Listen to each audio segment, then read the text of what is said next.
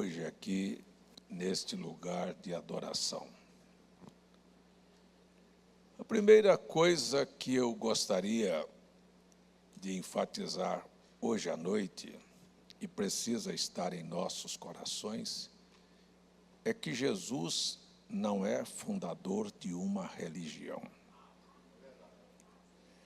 Jesus não veio fundar uma religião e não veio estabelecer lugar de adoração que ostenta um nome de batista, de presbiteriano, de adventista, de assembleia ou de tabernáculo. São apenas nomes, ponto de referência, mas, na verdade, o que Jesus veio e fez, ele veio e fez, foi seguidores. Por isso ele começa dizendo, siga-me, siga-me. Começou com os discípulos e depois mandou que os discípulos continuassem de cidade em cidade, de casa em casa, fazendo discípulos de todas as nações. Não se tinha, naquela época, lugares de adoração como nós temos hoje. Havia apenas um templo para toda uma nação que estava dividida em 12 tribos, mas que só tinha uma casa de oração. Esta casa ficava em Jerusalém. Mas Jesus veio aqui quebrar paradigmas, quebrar conceitos e preconceitos. Sabem a diferença entre conceito e preconceito? Preconceito é um achismo, é uma coisa que não está definida. E conceito é uma coisa que já se definiu. Então, eu acho que a adoração é aqui, ou eu acho que a adoração é ali. Isto é um preconceito. Conceito é algo definido, diz, é aqui. E Jesus veio e quebrou essas duas coisas, tanto o preconceito como o conceito a respeito de adoração. Ele disse, nem é aqui em Samaria e nem é em Jerusalém. Então ele acabou com o achismo e acabou também com aquele que afirmava categoricamente que era ali o lugar onde se encontrava Deus.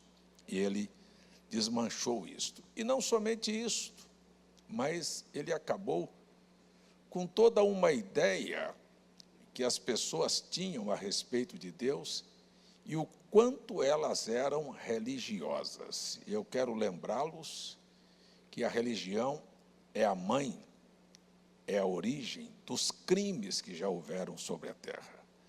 O primeiro assassinato foi exatamente porque Caim não foi aceito e, por causa de uma religião, ele matou seu irmão. A religião é motivo de inveja, de ódio, de briga. São mais de 68 milhões de pessoas que foram mortas pela Inquisição, nas fogueiras, nas arenas, em todas as sortes de mortes horríveis. Eu estive na Espanha e no período da Inquisição, aqueles reis da Espanha que eram católicos, imprimiram uma perseguição tão violenta. Eu estive pessoalmente no museu com todas as sortes de ferramentas que eram usadas para torturar e matar os que não eram da Igreja Católica Apostólica Romana, judeus e protestantes. Eu vi lá objetos de tortura, assim, de maneira pontiaguda, onde as pessoas eram levantadas e obrigadas a sentar em cima de um objeto pontiagudo que ia rasgando as pessoas pelo ânus, até estrangular. Eu vi máquinas em que as pessoas eram colocadas e esticadas até se rebentar todo. Nós vimos todas as sortes de coisas e tudo isto promovido pela religião. A religião, ela carrega consigo um estigma de assassino. Vocês sabem quantas pessoas se tornam inimigas por causa de religião? Igrejas que passam, pessoas que passam pelo outro e dizem, não é da nossa igreja, não é da nossa fé, e já são inimigos. Então, Jesus não veio se congratular com nenhum desses grupos. E ele desmanchou muitos preconceitos e muitos paradigmas que foram estabelecidos ao longo do tempo pela tradição, a ponto de Jesus dizer, a vossa tradição torna sem validade as Escrituras. Porque em nenhum momento a Bíblia, o Velho Testamento, dava oportunidade para as pessoas agirem daquela maneira. Mas o estigma da religião, dos fariseus, dos saduceus, dos herodianos e daqueles que eram mais fanáticos ainda, os zelotos, eles simplesmente perseguiam, matavam, esconjuravam, falavam mal, criticavam, e todas as sortes de coisas estavam prontos, porque até Jesus chega a se referir dizendo, e aquele que vos perseguir e matar, cuida estar fazendo um serviço para Deus. Contudo, Jesus nunca disse tal coisa, nunca aceitou tal coisa, que alguém matasse para fazer um serviço para Deus. Essas coisas nunca deveriam ter existido. E ele se pôs no meio de tudo isto e disse, vou acabar com esta situação. Há uma coisa que me intriga no comportamento de Cristo e que é muito mal visto até hoje. Não, Jesus veio e nasceu numa manjedoura, numa estrebaria, de maneira simples e humilde, não foi dia 25 de dezembro agora não, viu? Isso é mentira, da religião. Não é isto. Mas ele nasceu o pobre dos pobres. Mas será que Jesus pregou pobreza e miséria? É uma coisa tão fora da realidade, e eu não sei aonde inventaram isso, eu acho que sabe aonde? O Brasil foi catequizado pelos franciscanos, que faz um voto de pobreza. Então, eles transmitiram através da religião que para ser salvo tem que ser pobre. Então, se assim fosse, Jesus nunca teria se misturado com pessoas ricas. Jesus só teria procurado os pobres, os miseráveis, os que não tinham dinheiro. Mas me parece que ele foi jantar na casa do Zaqueu, que era um cobrador de imposto rico. Me parece que ele foi numa festa na casa, convidado na casa de Simão, um fariseu rico. Me parece que se associou com pessoas que a minha Bíblia disse que eram da casa de Herodes, gente que tinha dinheiro. E se Jesus não tivesse nenhum dinheiro, para que ele teria um tesoureiro, Gerson? Não tem dinheiro, para que ter um tesoureiro? Apenas para carregar uma bolsa vazia? Não. Se ele colocou Judas como tesoureiro, é porque ele tinha dinheiro, e as pessoas davam a sua manutenção, e eles tinham dinheiro para continuar a missão. Então, a gente precisa acabar com esses preconceitos, sabe, de que não, dentro da igreja carrega-se esse pensamento, você parece que para ser um pastor muito benquisto, eu não posso nem ter amizade com gente rico, porque senão está dando atenção para os ricos e subestimando os pobres. Mas se eu der atenção aos pobres e não tratar com igualdade os ricos, eu estou criando uma acepção. Então eu preciso ser como Jesus, amigo dos pecadores e amigos dos que não são pecadores. Amigo de pecadores? Sim, se ele não fosse amigo de pecadores, ele não teria entrado, comungado e vivido com pessoas que eram extremamente pecadoras, sabe, mulheres e homens de uma vida que não eram dignas, mas ele estava ali para fazer um trabalho. Ele veio buscar e salvar os que se haviam perdidos.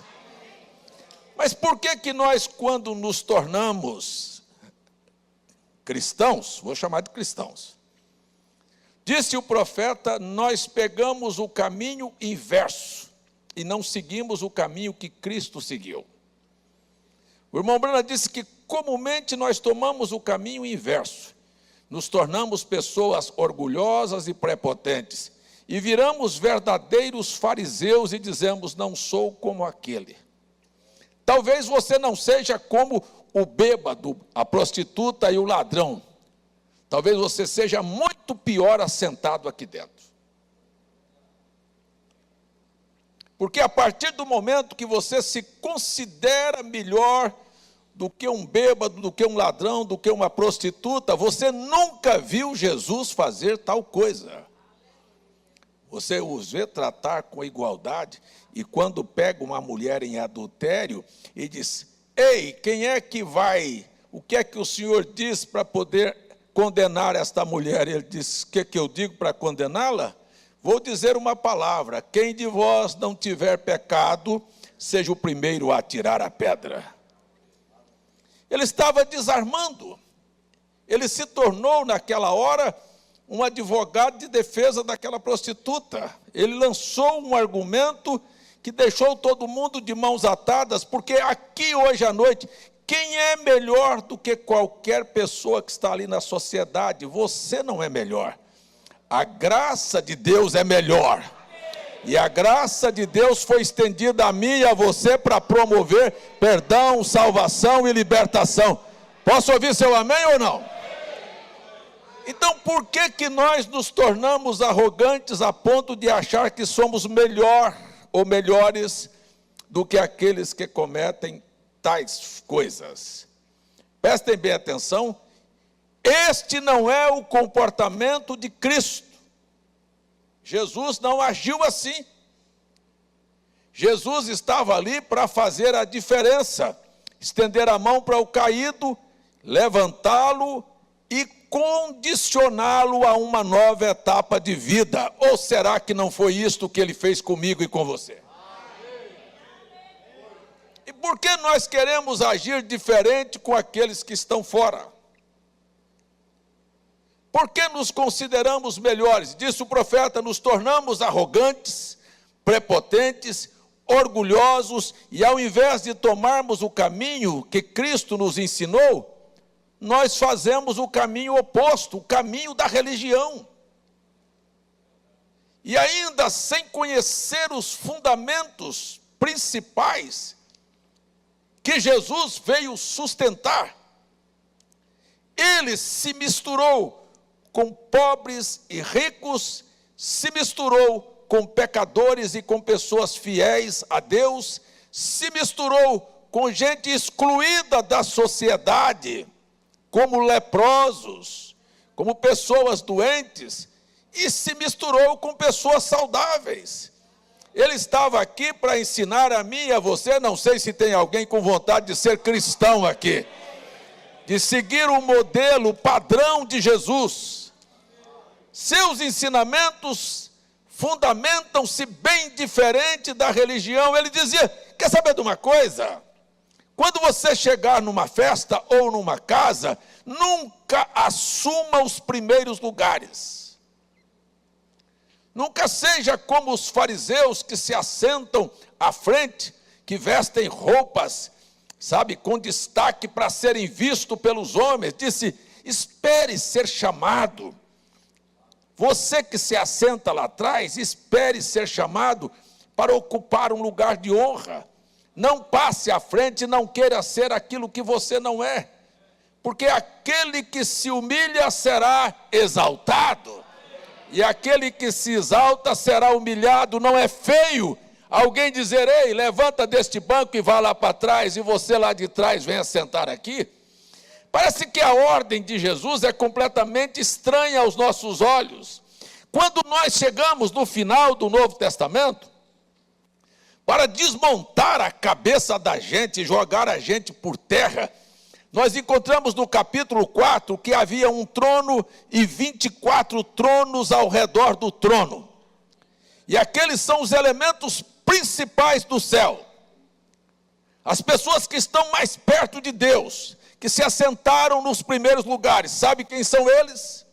Os 12 patriarcas e os 12 apóstolos. Então vamos pegar a história dos 12 patriarcas, porque esta é a ordem para chegar perto do trono de Jesus. O primeiro dos patriarcas chamava-se Rubem. Para mim ele era um desqualificado, porque ele subiu e abusou de uma concubina do seu pai. O pai, que é Jacó, representante da graça, disse: você não merece receber a primogenitura, porque você desonrou. Os dois próximos eram dois assassinos, que não mataram apenas uma pessoa, matou uma cidade inteira.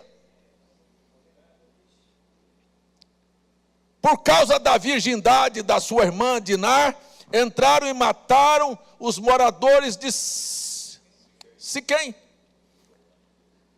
Covardemente mandou-os se circuncidar, e após a circuncidão, na hora do maior sofrimento, da dor, da febre, eles entraram covardemente, arrancaram a espada e mataram. Sabe aonde eles vão estar? Nas primeiras fileiras do céu. Sabe quem os convidou? Jesus. Para acabar com o preconceito que nós concebemos, eu quero falar para você que a graça de Deus, ela é muito maior do que a sua imaginação.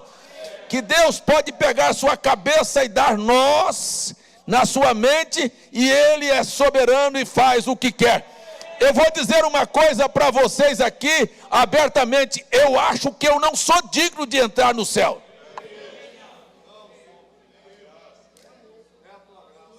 Mostra para mim aí quem é digno.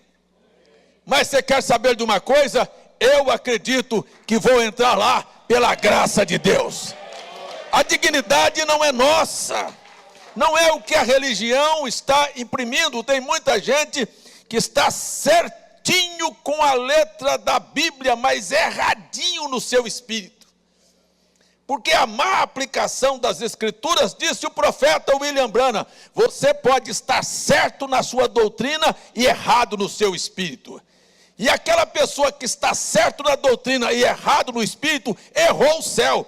É melhor você estar errado na sua doutrina, mas certo no seu espírito, porque não importa onde você estiver, Deus vai dar uma chance para você. Mas aqueles que estão certinhos, eles se tornam prepotentes e acham que são melhores do que os outros.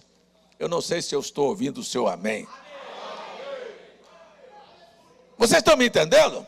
Então o que Jesus veio fazer não foi pregar uma religião, mas ele queria fazer seus seguidores. A todos ele veio e disse: segue-me. Eu quero que você se preocupe com o seu próximo.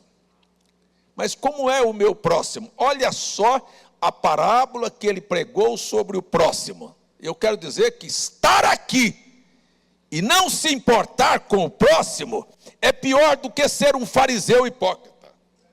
Não importa se você esteja aqui.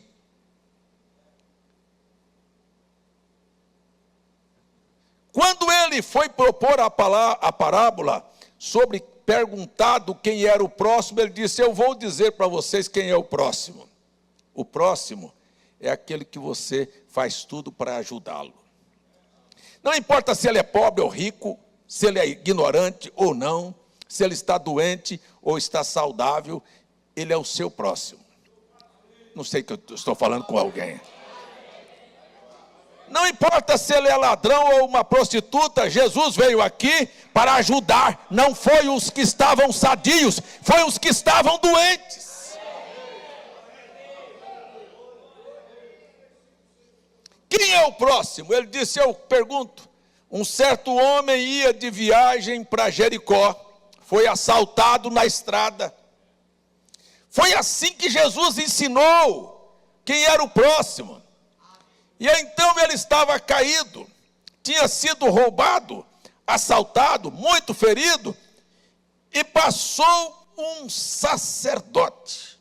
E quando viu aquele, era tão santo, que passou de largo e disse: eu não vou tocar neste imundo. Jesus disse que veio um levita, também da tribo sacerdotal, passou e disse bem de longe: quero distância deste. Mas veio um samaritano. Samaritano é a mesma classe de mulher com quem ele estava falando. Samaritano era uma mistura, que quando houve a divisão das 12 tribos, 10 para o norte e 10 para o sul, os samaritanos eram a maior parte, ou seja, os israelitas eram a maior parte, mas com o passar dos anos, só tinha reis perversos, idólatras, maus, que fizeram o que não prestava, e Deus os repudiou de tal maneira, que fez com que a nação da Síria viesse e os levasse cativo para a sua terra, e o que ficou lá foi o resto, um povinho fraco, doente, acabado, e o rei da Síria mandou 10 nações diferentes para povoar aquela região que uma vez eram das 10 tribos. E se misturaram com aqueles fracos que estavam lá. E formaram uma outra nação que é chamada de samaritanos. E estes samaritanos não se davam com as duas casas, das duas tribos da casa de Judá. Eram inimigos, tinham fé dividida, cada um tinha a sua religião. Os que estavam em Jerusalém, que eram da casa de Judá, só adoravam no templo e não aceitavam outro lugar de adoração. Os que estavam lá em Samaria, que era a capital de Israel, adoravam no monte Gerazim. E eles estavam olhando para aquele monte, e Jesus disse: eu vou acabar com esta festa agora mesmo. E ele desce até Samaria. A Bíblia disse que foi conveniente a ele passar lá naquela cidade. Por que ele queria passar lá? Porque ele queria desfazer o que a religião faz, esta separação, esta segregação, este preconceito ou este conceito de achar que é melhor do que os outros. Com quem ele foi falar? Com uma mulher que na minha visão e na sua visão e na visão de todos os evangélicos estavam no inferno, porque tinha passado por 5 casamentos e divórcio.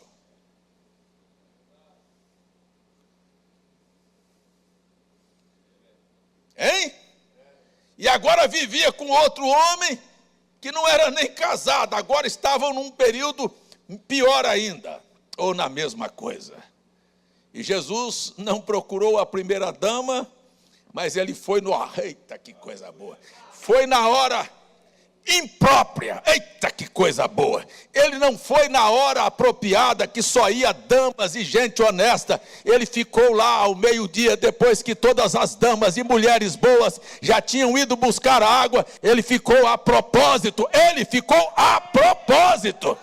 Ainda falou para os discípulos assim: ó, vá comprar alimento que eu quero ficar aqui, porque vai vir uma prostituta aqui, uma mulher com a vida irregular, mas eu preciso falar com ela. E se você pensar que ele estava tentando arranjar um programa, você está enganado. Ele estava ali para quebrar um paradigma, salvar uma alma, abençoar a eles e a mim e a você hoje à noite também.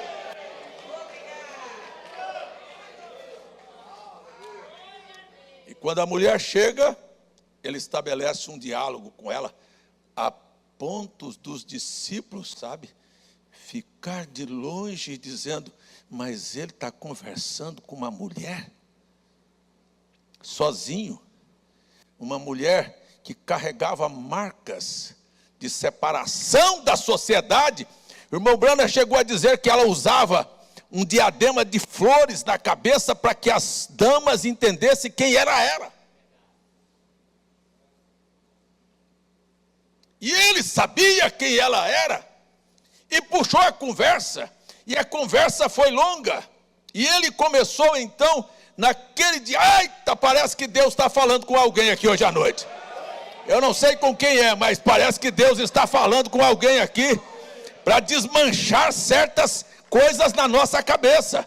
E nós baixarmos a bola e entendermos que nós somos produtos da misericórdia e da graça de Deus.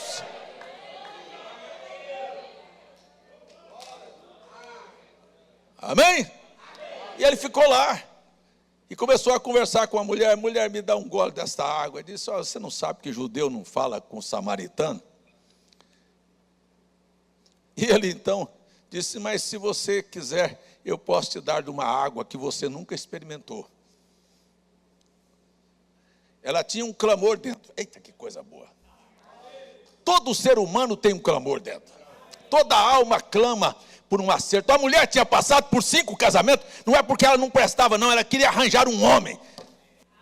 Você quer saber de uma coisa? Se naquela época estava difícil de arranjar homem, ainda mais hoje. Ela tinha uma sede, um clamor dentro da alma, com uma vontade, sabe, de ter um lar, uma família, uma coisa estabilizada. E cada um que ela passava era uma decepção. E nunca matava aquele desejo, aquela sede de encontrar. E Jesus olhou para dentro dela e disse, ei, se eu te der um gole desta água, você nunca mais vai ter sede. Eu conheço uma coisa que vai resolver seu problema e seu clamor. Não é homem.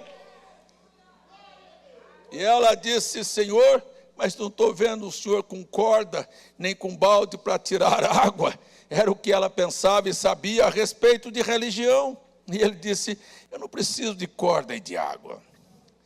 A água que eu te der nunca mais vai ter sede. Ele disse, então me dê um gole desta água. Ele disse, você quer um gole da água? Olha onde ele provocou ela. Ele disse, vai chamar seu marido. E ela disse, mas senhor, eu não tenho marido. Sabe, ele olhou para ela e disse, que coisa boa, você falou a verdade. Gente mentiroso, Deus não aprova. Mas quando você fala a verdade, Deus olha e diz, eu vou te ajudar.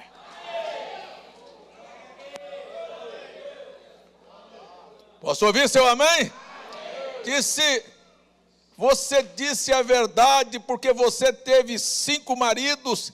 E o que você vive agora não é teu marido. Ele não disse que ela tinha tido 5 casas, ele disse 5 maridos. E você tem um agora que não é teu marido. Ela estatalou os olhos e disse, Senhor, eu estou vendo que tu és profeta. Hein? Vejo que tu és profeta. Aquilo tocou lá dentro, a água já entrou. Vejo que tu és profeta. Ela já estava experimentando alguma coisa diferente. Era uma conversa com um judeu. Não era conversa com alguém que era mais do que judeu, porque Jesus nunca foi judeu. Jesus nunca foi judeu. Jesus nasceu lá em Belém de Judá, mas ele não era judeu. Ele nasceu naquele lugar, mas ele veio do céu. O óvulo dele não era de Maria, ele não era da tribo de Judá. Ele também, o esperma, não era de José. Ele não era da tribo de José. Ele era dos céus. Deus, o Criador, fez o óvulo, fecundou o óvulo, fez aquele óvulo sair. Aonde ele nasceu, não importa. Filho de gato que nasce no forno não é biscoito, não. Porque Jesus nasceu em Belém de Judá. Ele nunca deixou de ser o que ele era, o que é e o que há de vir, o Todo-Poderoso.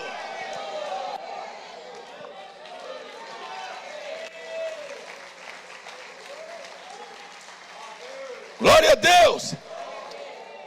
Vejo que tu és profeta. E ele disse, olha só. E a mulher respondeu e disse, bem, eu estou vendo que tu és profeta. E ele respondeu e disse, e ela ainda complementou, nossos pais adoravam aqui neste monte. Nós temos esta fé, este preconceito. Vós dizeis que é em Jerusalém o lugar onde se deve adorar. Disse-lhe, mulher, crê-me que vem a hora em que nem neste monte, nem em Jerusalém, adorareis o Pai. Eu vou bater aqui, de maneira que isto possa fazer você entender. Deus não está procurando gente do tabernáculo, ou da Assembleia, ou da Batista, ou da Presbiteriana, ou da Congregacional, ou da Adventistas. Não é nestes lugares que se adoram a Deus. Não pense porque está aqui você é adorador. Deus está procurando quem vem aqui para adorá-lo. Não importa o nome da igreja, Deus está procurando verdadeiros adoradores. E Deus vai tirá-los de toda esta confusão. É tão impressionante que Jesus não veio fundar uma religião, que ele descaracteriza o templo. E eu provo que ele descaracteriza o templo não só aqui, mas a hora que ele entra no templo com Azorrague também, ele disse: ei, não venha fazer deste lugar lugar de maloqueiros, de ladrões, de salteadores, de roubadores. E não venha nesta casa fazer esta casa se tornar uma casa suja. Nós precisamos vir aqui com um coração íntegro, preparar na nossa casa, no nosso banho, na nossa vestida de roupa. Eu estou indo para adorar a Deus. A minha oferta é uma adoração ao Senhor. Os meus dízimos é uma adoração ao Senhor. Os meus cânticos é uma adoração ao Senhor. Sabe, as minhas palmas é uma adoração ao Senhor. A minha boca se abre para adorar a Deus. Eu não vim aqui assistir o culto, eu vim aqui adorar a Deus. Eu não vim aqui pregar um sermão, eu vim aqui adorar a Deus. Eu não sei se a sua adoração já começou, porque por falta de conhecimento, diz a Bíblia, o meu povo perece. E por falta de conhecimento, as pessoas não entram aqui para adorar, parece que vieram para passear. Elas não adoram. Sabe, na hora que passa a oferta, você enfia a mão no bolso e tira a menor cédula para dar. Você acha que é adoração? Nós estamos chegando no final do ano. Quem se preocupa em ter uma oferta voluntária? Não, passei o ano dando oferta na salva e dando os meus dízimos, já está resolvido. Será que isto é realmente adoração? Será que é o final de uma colheita? As pessoas não paravam para trazerem ofertas ao Senhor? Ninguém. Não se tem compromisso com nada. Ninguém para entender o que nós estamos fazendo, cumprindo apenas um papel religioso.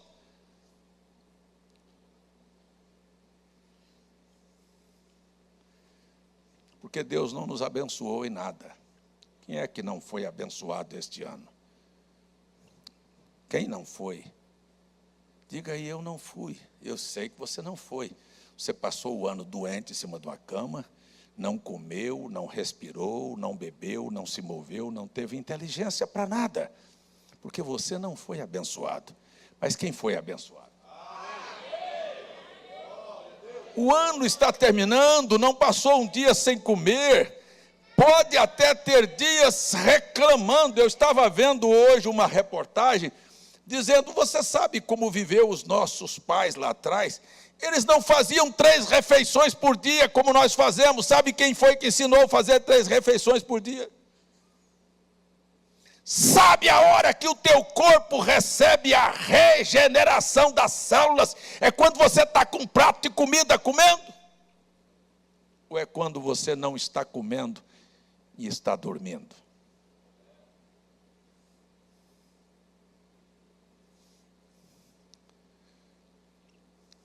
Quando você prega isto, parece absurdo, mas o Dr. Laí Ribeiro disse: bom seria que você encerrasse a sua última refeição às 4 da tarde, tomando um copo de água quente com limão.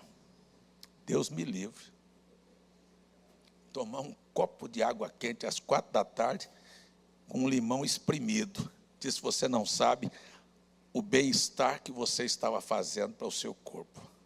Mas nos foi ensinado que nós temos que dormir com barriga empanturrada. Sabe? E ao invés do seu corpo estar trabalhando para regenerar, está trabalhando para fazer digestão. E você continua doente. Mas não é meu caso. Deixa eu sair aqui. Eu apenas entrei aqui, passei por uma passagem. Mas são estas coisas que parece que nos foi ensinado para viver, para comer. Nossos ancestrais eram fortes, mas não eram barrigudos. Ninguém tinha banha pendurada.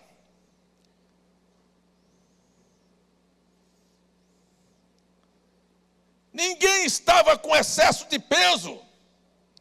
Ninguém tinha problema de colesterol. Ninguém estava doente, entupido aí, não. Sabe qual é o problema? Fazemos as coisas erradas. Escutem, parece que a preocupação era no amanhecer. O que vocês têm para comer? Tenho peixe e pão.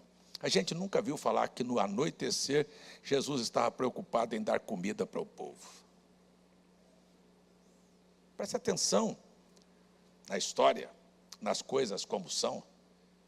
Se você quer saúde, então busque saúde na fonte correta.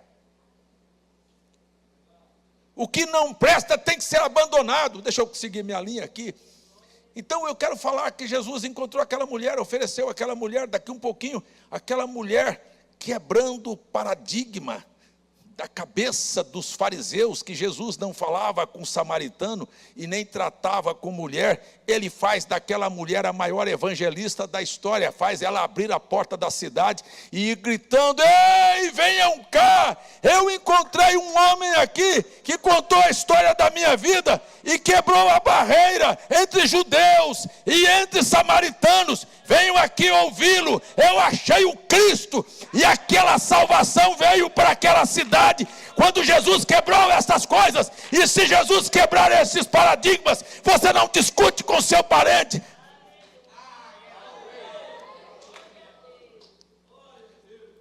O problema está errado. Eu não estou falando isso para ofender ninguém, mas quando você quer quebrar os santos da sua casa, você não converte ninguém. Quando você vai xingar o padre Cícero, ou o Frei Damião, ou a Nossa Senhora Aparecida, você pega um cachorro pela orelha. Quando você quer descaracterizar igrejas dos outros, você arranja muita briga. Mas quando você mostra que existe um Cristo, acabando com preconceitos, com regras religiosas, hein? Eu poderia pregar aqui sobre este assunto e levar a vocês a botarem a cara debaixo do banco hoje à noite e a quebrar estas coisas e amar seus inimigos e a perdoar quem te ofende e falar bem de quem fala mal de você.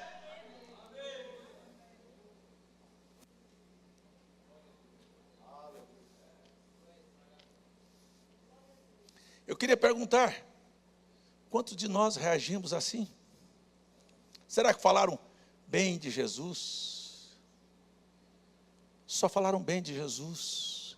Falaram que ele era o Cristo, que ele era santo, que ele era intocável. Ou disseram: você é filho de uma prostituta.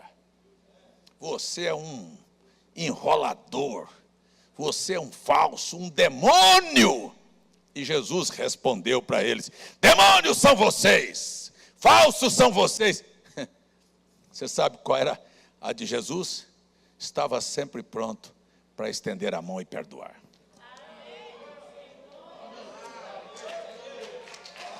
Cristianismo não se faz com respostas, com brigas, com mágoas, com ressentimentos, com gente que é dodói. Jesus nunca foi dodói.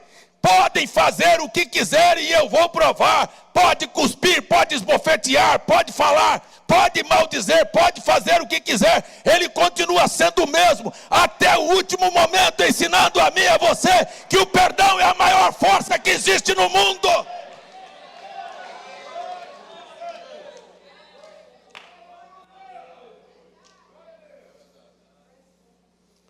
Glória a Deus.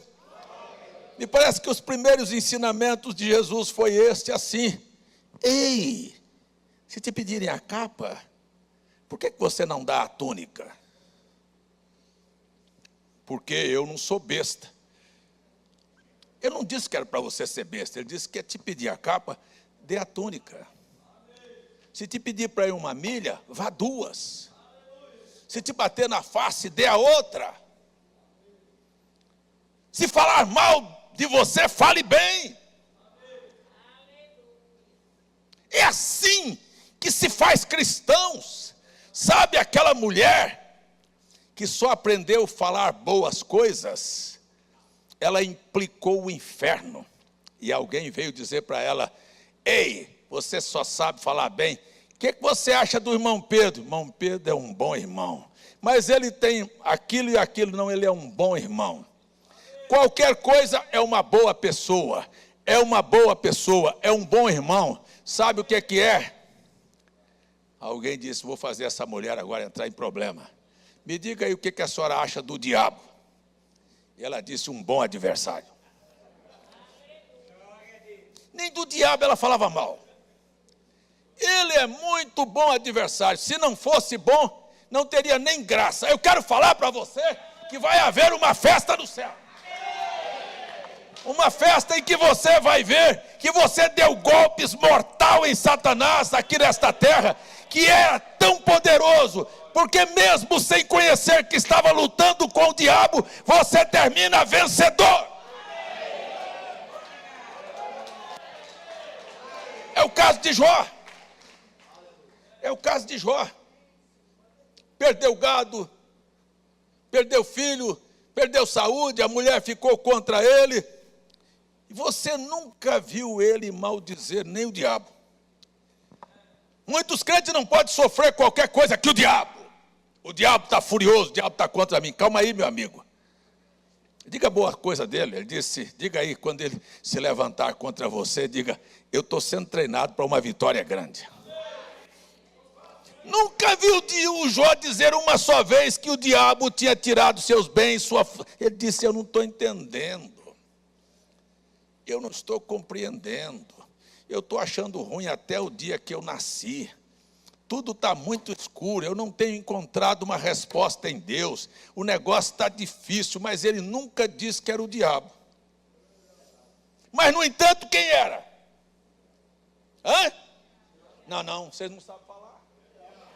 Era o quê? Calma aí que você vai botar ele debaixo do seu pé. Você não. Deus vai fazer um reviravolta e vai vir fazer com que ele, olhe, ache um lugarzinho bem adequado para você botar o 40 em cima da cabeça dele.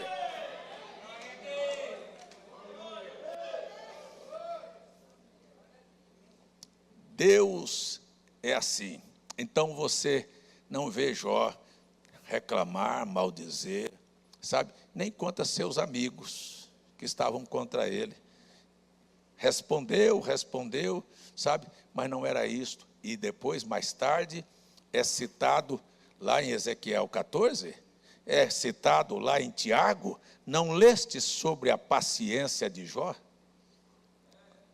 Aguenta, firme. A hora chega. Vou gritar: a hora da virada vai chegar. Quer criticar, pode abrir a boca e criticar. Quer zombar, pode zombar. Quer falar, fale à vontade. Mas tem uma coisa que eu vou dizer: eu vou estar de pé para ver a situação daqueles que esperaram ser resolvidas. Eu ainda vou ver você sorrir, eu ainda vou ver você cantar, eu ainda vou ver você voltar ao seu estado original e passar do estado original para receber uma restituição.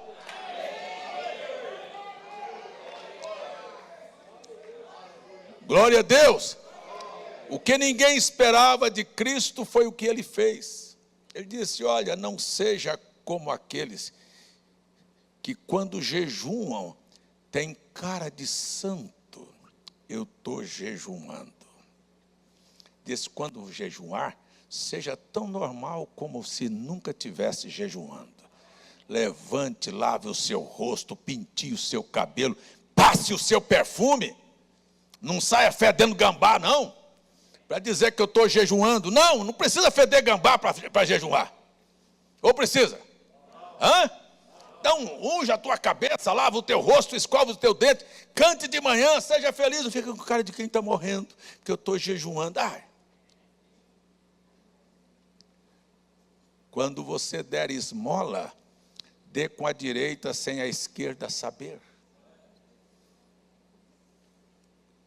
E parece que o que Cristo veio fazer foi acabar com certos costumes, com coisas desta natureza, e que muitos de nós carregamos ainda esta nhaca da religião, esta catinga, este mau cheiro, estes maus hábitos. E entenda que as pessoas estão precisando de você, e Cristo veio aqui sabendo que o mundo estava precisando dele. E isto é meu dever como cristão, de entender que eu não fui colocado para ser melhor do que ninguém, eu fui colocado para ajudar o meu próximo. Então passou um samaritano que não falava com um judeu, e se aproximou dele, e pegou ele, e curou, e deu vinho, e botou azeite. Me parece que são duas coisas que a Bíblia fala sobre representação: o azeite, tipo do Espírito Santo, o vinho, tipo da revelação, da alegria. Disse: eu vou devolver alegria e gozo para este coração, eu vou curar essas feridas. Eu quero dizer para você que não importa se o diabo tenha te assaltado, o Espírito Santo é um restaurador.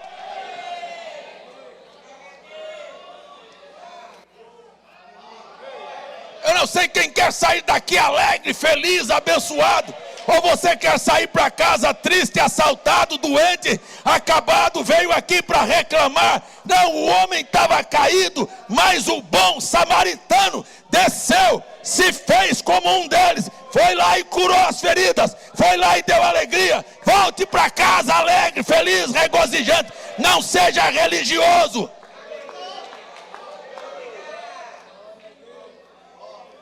E quando fez o tratamento, ainda pegou o restinho que tinha. 2 dinheiros. Velho e Novo Testamento. A representação do azeite, do vinho e dos 2 dinheiros. E chegou na estalagem e disse para o dono da estalagem: cuide bem dele. Você está aqui, é para ser cuidado. Ele se foi, ele já deu azeite e vinho. Ele não somente te perdoou e te restaurou e te levantou da queda que o diabo te deu, mas ele curou suas feridas. E agora ele deixou 2 dinheiros aqui para o dono da estalagem cuidar de você. E ainda diz assim: e se faltar alguma coisa, quando eu voltar, eu acerto as contas. E quando ele voltar, o que está faltando, ele vai completar na sua vida.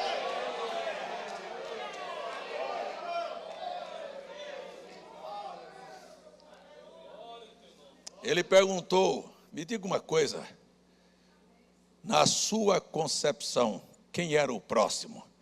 Era o religioso, o sacerdote, ou o levita, ou o bom samaritano? E qual é o teu próximo?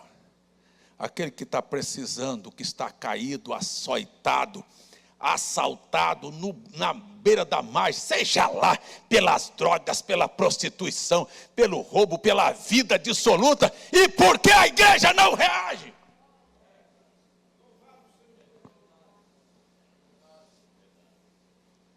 É uma dificuldade reagir, nós só sabemos vir à igreja.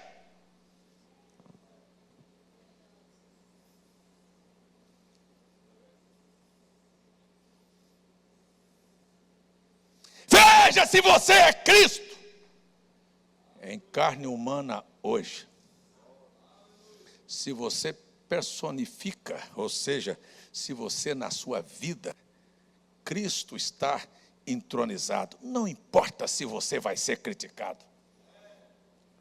Se você quer ser cristão, você só o será se você fizer o que Cristo fez. E ele ensinou os discípulos, ele está ensinando a nós. Ele ensinou os discípulos nas tempestades. Nas tempestades não se faz alvoroço. Na tempestade não se resolve com gritos. Tempestade se resolve com autoridade. Ou será que ele não deu autoridade? E por que que nós não seguimos o exemplo?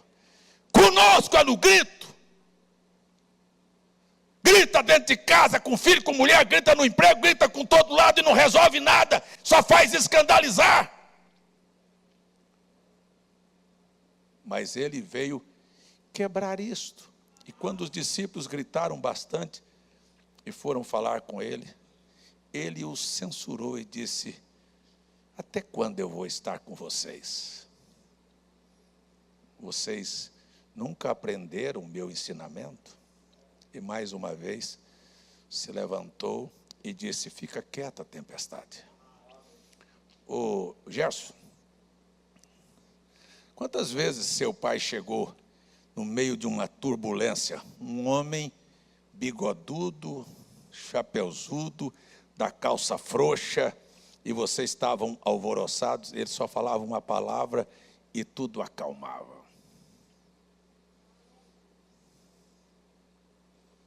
Veja qual é a sua palavra na sua vida.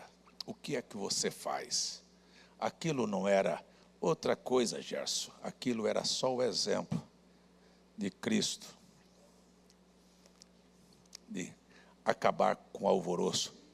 O irmão Gerson conta que às vezes a tapioca estava assim de gente. E ele dizia: o senhor não vai para a igreja hoje?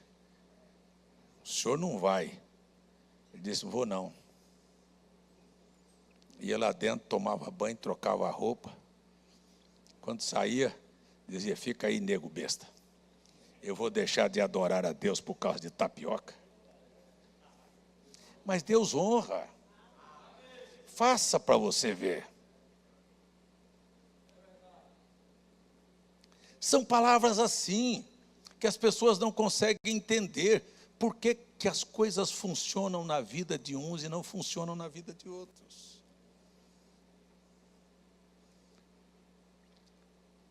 Ele, durante 3 anos e meio, ensinou aos seus discípulos o que fazer.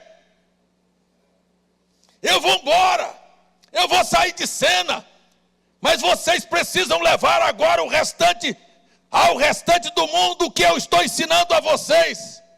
Ele podia ter feito diferente. Se ele quisesse converter o mundo em um só minuto, ele faria.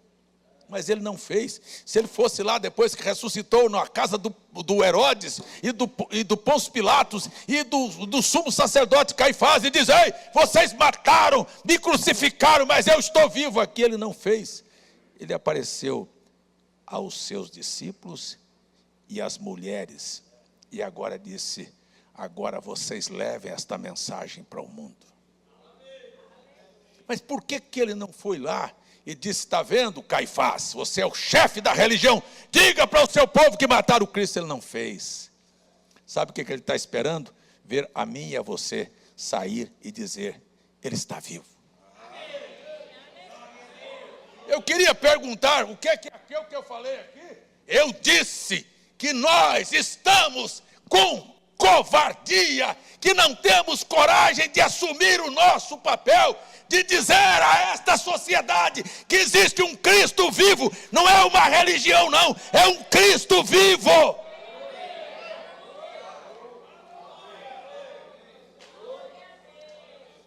Pedro e os apóstolos não eram mais o que eles eram anteriormente. Agora, houve um momento que a morte representou muito e o Pedro negou. Mas agora há um momento que o Pedro vai dizer: eu não sou digno nem de ser crucificado de cabeça para baixo. Sabe, houve um momento que o Paulo religioso perseguia e matava. Mas há um momento que ele disse: para mim o morrer é lucro. Prefiro morrer e estar com Cristo, porque eu sei que é muito melhor. Há um momento que nem a vida, e meus irmãos, que nem a vida cria significado para você.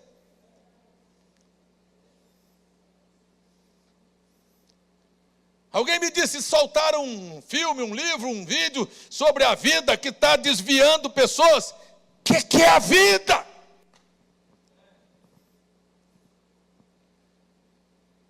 Paulo disse: nem o presente, nem o porvir, nem o inferno, nem as potestades, nem os anjos, nem a dor, nada pode me separar deste amor. Eu quero dizer que o dia que este Cristo entrar na história da sua vida, nada mais significa para você.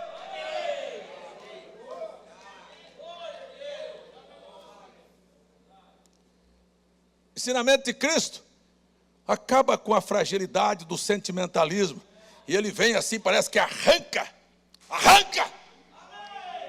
E diz: se você não deixar pai, mãe, amigo, mulher, filhos, aquilo que você está apegado, casas, por amor de mim, você não é digno de mim. Antes de qualquer coisa na sua vida, ele está te dando um ensinamento.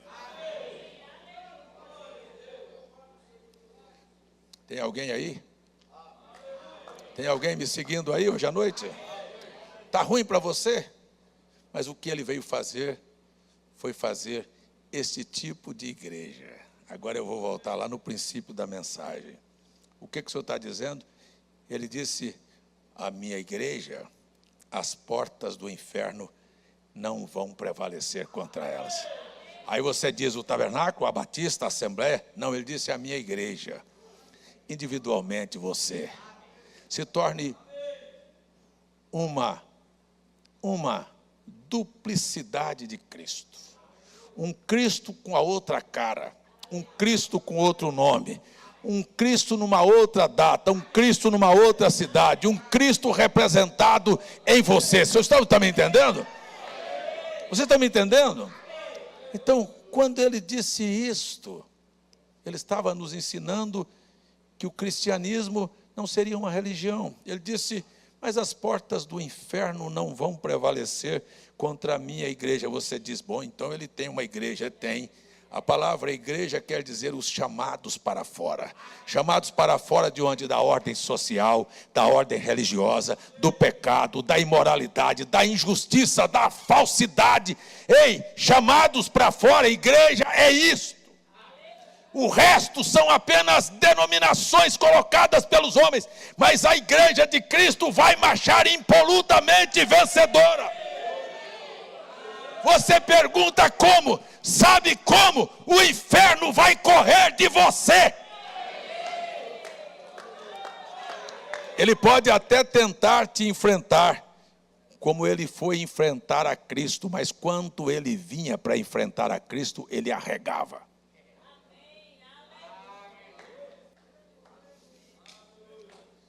Quando ele chegava e fazia um barulho muito grande, Jesus só mantinha-se firme. E o diabo abria a boca e começava a falar. Ele disse: cala e sai. Não tem mais discussão. Acabou. E se ele chegava perto do doente, não tinha muito o que bater boca com a doença, não. Era assim: o que você quer? Ele disse: eu quero ver. Então veja. Qual é a dificuldade? Vocês vão ficar com mágoa comigo? Você precisa aprender isto. A perder o medo daquilo que te desafia. Cristianismo, um cristão não está com medo de nada. Eu não estou com medo de dizer as coisas que vão acontecer, porque eu sei que elas vão acontecer. Jesus nunca disse para os discípulos: vocês vão de cidade em cidade e chegue lá, façam bastante oração para Deus salvar e curar aquela cidade. Disse: vá lá, se não te receberem, não saiam decepcionados, batam o solado do sapato e virem as costas e sigam o seu caminho. Agora, quando vocês chegarem numa casa que vos receberem, vocês digam assim, e depois que vocês disserem: está consumado, paz seja nesta casa. Eu venho aqui para quem quiser receber e digo hoje à noite a você: shalom para a sua vida, saúde para a sua família, sucesso nos seus negócios, felicidade na sua alma. Mas como é difícil você pregar num ambiente desses, que as pessoas estão assim, parece que preocupadas com tudo. Quer saber de uma coisa? A semana passada eu preguei aqui na quinta-feira, antes de viajar para Brasília. O irmão Francisco tinha chegado e adoeceu, com febre, com gripe, tossindo. Foi, irmã Maria José? Quantos chás a senhora deu para ele? Muitos, muitos. Passou o dia sem comer, arriado. Eu liguei 4 da tarde, irmã Maria José, estou aqui fazendo uma cabeça de galo para dar para ele, para ver se ele se reage, porque nem comer ele estava arriado. Cheguei aqui, a primeira coisa que eu vi foi ele tossindo ali na porta da informática. E veio para cá, para o escritório, numa terrível. Interessante. Não precisou de fazer fila de oração. No outro dia ele não tinha nada. Só de estar aqui neste lugar. Irmã Maria José disse, eu não sei nem se ele vai na igreja hoje, que ele não tem condição. Mas ele veio. A irmã Marli não tinha condição de vir aqui. Há quantos anos atrás? 26 anos atrás, eu fui na casa dela, estava numa cadeira de balanço. Pastor, estou morrendo, não aguento, não dou conta de ir na igreja, não posso fazer nada. Andréia estava lá esperando a morte da mãe, a médica tinha avisado, cuida da sua mãe que está nos últimos momentos. Eu não tenho, mas ela fez força e veio aqui, assentou aqui, eu não precisei nem de orar por ela. O irmão Léo cantava, a coluna de fogo estava presente, ela está aqui hoje à noite. E para quebrar as forças das doenças, ela se pôs de pé, se levantou. E eu quero dizer, para quebrar a força da incredulidade, da doença, do problema, ponha-se de pé agora, em nome de Jesus, e receba a tua vitória.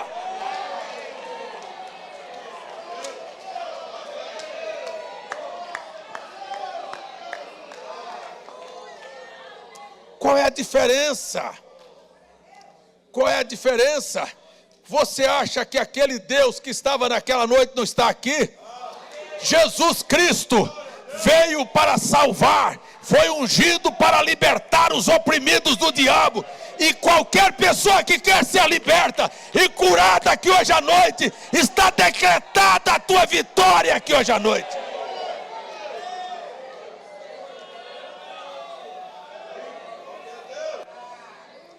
Estou apenas dizendo, quer saber de uma coisa?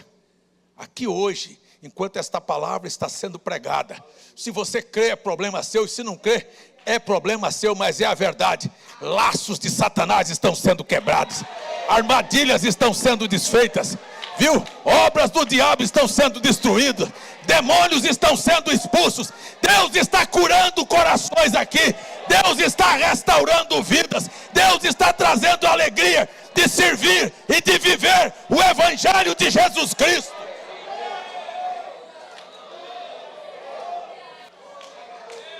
Aleluia! É a verdade da palavra. Jesus não disse, quando vocês saírem, fiquem com medo das doenças, porque é um câncer, ou porque é uma cegueira, ou porque é uma tuberculose. Ele disse, vá lá e cure. É meu dever curar.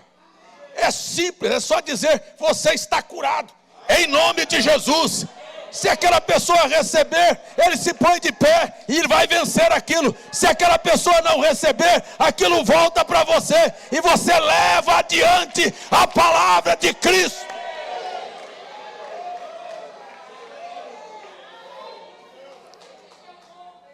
Mas qual é o problema? O problema é que eu preciso ver para crer. E Jesus não trabalha assim. Eu acho bom. O irmão Branham disse, eu vou terminar, vocês podem ficar em pé. Eu não vou esticar mais o culto. Mas o irmão Branham disse assim, Deus gosta de fazer coisas propositais. E ele, de propósito, não responde o clamor da mulher sirofenícia. E deixa ela clamar e se humilhar. E ele ainda vira para trás e de propósito disse, não vou tirar o pão dos filhos para dar para cachorros. E a mulher não se ofende. Deus está procurando gente que está interessado. Não é florzinha de estufas, dodóizinhos que querem viver de tapa nas costas. Você precisa estar interessado. Interessado não é viver de mimimi. de conversinha, de reclamação. A mulher não reclamou porque ele chamou ela de cachorra. Ele, muito pelo contrário, foi surpreendido quando ela dá uma resposta de fé. Este é o tipo de gente que Deus está procurando.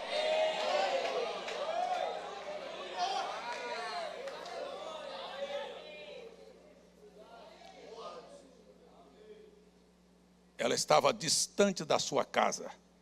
Ela não estava vendo a filha ser libertada, mas ela precisava de crer. Ele disse: mulher, tua fé te salvou. Pode voltar para sua casa. Você não entendeu? Pode voltar para sua casa. Se você crê, pode voltar para sua casa. Se você crê, você vai ver os resultados.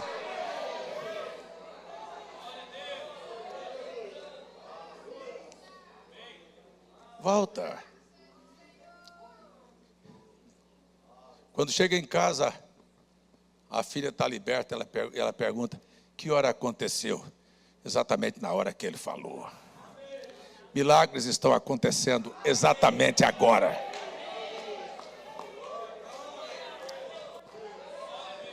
Eu estou pregando o Jesus Cristo mesmo ontem, hoje e eternamente, que não veio fazer uma religião cheia de ideias. Mas na hora que você precisar de dinheiro, ele tem dinheiro para pagar a sua conta. Sabe quem foi que botou aquele dinheiro na boca daquele peixe para pagar as dívidas de Pedro e de Jesus? Sabe quem foi? Sabe por que muita gente vem no meu escritório e diz: pastor, o negócio apertou tanto que eu gastei o dízimo de Deus. Ah, foi? Quer dizer que você gastou de Deus? Jesus disse: não, mas eu tenho para te dar, para você pagar a Deus, porque ele estava pagando as contas dele e as de Pedro. E Deus quer que você pague as suas, mas pague as dele também. Portanto, quando as pessoas vêm a mim falar sobre que estão enrolados com dízimo, eu digo assim: sabe de uma coisa? Eu poderia dizer para você: olha, você não pecou como outras coisas, eu poderia te perdoar. Eu não perdoo. Faça um pacto, vá pagar. Deus não gosta de gente enrolão.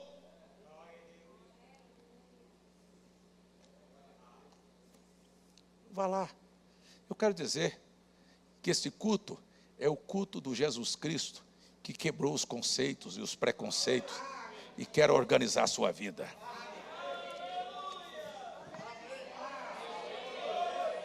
Quer organizar suas finanças, quer organizar sua fé, quer organizar sua vida para com o próximo, quer organizar sua vida com a palavra. Ei, este é um culto em que Deus está quebrando doença, expulsando demônios, libertando as pessoas da cadeia.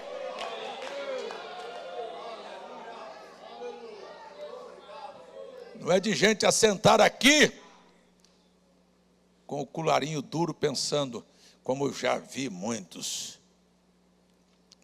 nós somos eleitos, somos os escolhidos, e o resto que está ali fora. Se é assim, por que o irmão Branham não agiu assim? Entrou no meio dos batistas, dos pentecostais, dos incrédulos, dos africanos, dos pagãos. Eu não sei como, mas que coisa impressionante. Onde entrava, ele dominava tudo. O senhor é batista quando estou no meio deles. O senhor é assembleano quando estou no meio deles. E quando chegou no meio de macumbeiros, ele fez a macumba cair no pé dele. Fizeram uma macumba lá que a mesa flutuou e ele disse: oh, mesa, no nome do Pai, do Filho e do Espírito Santo, desce. Não desceu. Ei, no nome de Branham não desceu. Mas quando ele disse: no nome de Jesus, a mesa espedaçou no chão. Esta é a verdade. Esta é a verdade, não é em meu nome. E não é em nome de uma trindade que não existe, mas o nome de Jesus. O nome de Jesus desfaz macumba, desfaz doença, expulsa demônio, resolve problema, põe dinheiro na boca do peixe. Deus vai abrir portas onde não há portas. Deus vai dar solução, mas não é para você se tornar religioso, não. É para você viver a vida que Cristo quer que você viva.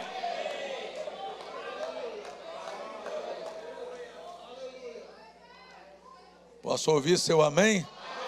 Nós estamos voltando. Este é um culto misto. É um culto em que nós somos lembrados as bases fundamentais do cristianismo. Mas é um culto que as bases fundamentais do cristianismo não são apenas palavras de dizer perdoa, não, que pratique. Aleluia, glória a Deus. Feche os seus olhos, levante as suas mãos. Se você tem alguma espécie de adoração por estar aqui, Ele está procurando alguém que possa adorá-lo em espírito e em verdade. Se você tem pelo menos um obrigado para dizer para Ele, se você tem pelo menos um graças a Deus, ou um glória a Deus, ou um louvado seja o nome do Senhor, ou talvez você tenha vontade de dar um salto, ou de bater palmas, ou de gritar, ou de ficar em silêncio, ou de botar a cara no chão, não se envergonhe, mas adore a Deus.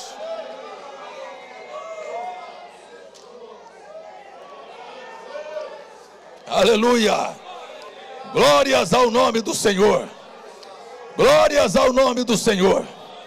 Que me critique, que me persigam, que digam de mim o que queiram, chamam-me nécio, fanático, louco, só porque meu cálice transborda. Eu quero é viver semelhantemente ao que o meu Senhor viveu.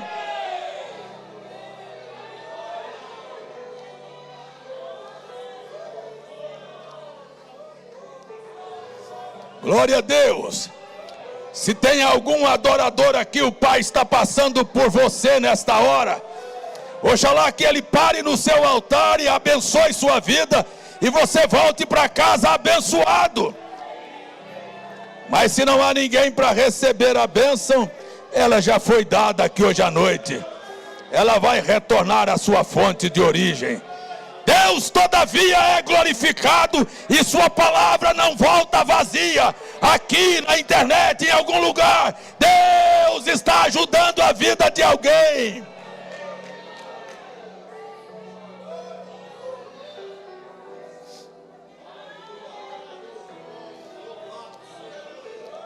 Glórias ao nome do Senhor. Glórias ao nome do Senhor. Glórias ao nome do Senhor. Glórias ao nome do Senhor. Vocês dão um pouquinho de tempo aqui com os instrumentos. Um pouquinho só de tempo, vocês dos instrumentos. Eu vou terminar o culto com outro hino. Antigo que vocês nem conhecem. Que me critiquem, que me persigam, que digam de mim o que queiram. Fique à vontade. Chamam-me nécio, fanático, louco, porque meu cálice transborda. Suportarei tudo isto, que até meu corpo torturem, porém não suportarei que me impeçam dizer aleluia. Porém não suportarei que me impeçam dizer aleluia. Dizem que estamos loucos porque dizemos aleluia. Ainda que seja loucura, esta loucura eu quero. O povo pentecostal tem este grande privilégio, é que nunca nos calam de dizer e cantar aleluia, aleluia, aleluia, aleluia, bendito Jesus, aleluia.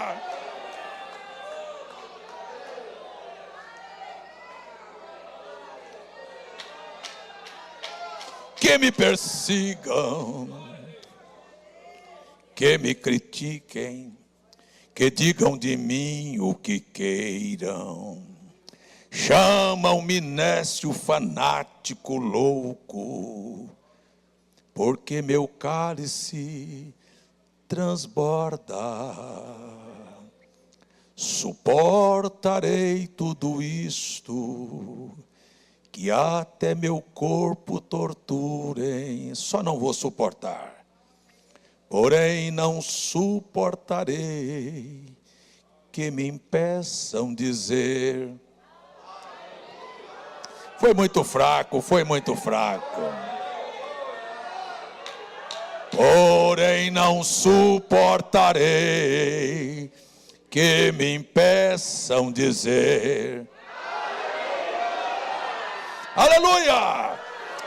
Aperte a mão do seu irmão aí e diga aleluia!